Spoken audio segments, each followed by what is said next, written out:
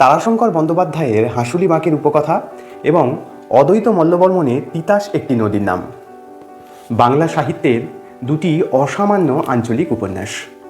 দুটি উপন্যাসের মধ্যে রয়েছে অদ্ভুত মিল। দুটি উপন্যাসই দুটি ছোট নদীর উপকূলে গড়ে ওঠা আদিম দুই জনগোষ্ঠীর কৌমভিত্তিক জীবনধারা, সুখ দুঃখ, ব্যথা বেদনা, আচার আচরণ, সংস্কৃতি বর্ণিত হয়েছে।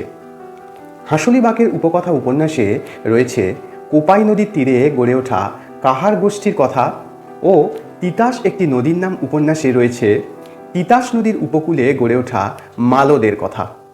একটি সার্থক আঞ্চলিক উপন্যাসের যা যা আদর্শ বৈশিষ্ট্য থাকা প্রয়োজন সবই রয়েছে এই দুটি উপন্যাসে। সর্বোপরি দুটি উপন্যাসের সমাপ্তি ঘটেছে দুটি জনগোষ্ঠীর বা জনপদের ধ্বংসের মধ্যে দিয়ে। তবে তারাশঙ্কর বন্দ্যোপাধ্যায় তার উপন্যাসে একটি আশাবাদী দৃষ্টিভঙ্গি দিয়ে উপন্যাসটি শেষ করেছেন। তিতাস একটি নদীর নাম উপন্যাসের একেবারে শেষের বর্ণনায় রয়েছে, কিন্তু এখন সে মালোপাড়ার কেবল মাটিই আছে, সে মালোপাড়া আর নাই। শূন্য ভিটাগুলিতে গাছ গাছড়া হইয়াছে, তাতে বাতাস লাগিয়া শোঁ শোঁ শব্দ হয়।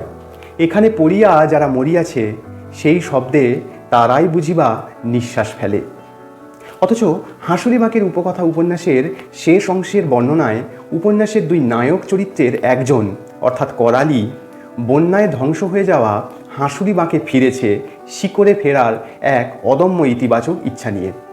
সেই বর্ণনায় পাই, হাঁসুলি বাঁকে করালি ফিরছে, সবল হাতে গাঁইতি চালাচ্ছে, বালি কাটছে আর মাটি খুঁড়ছে।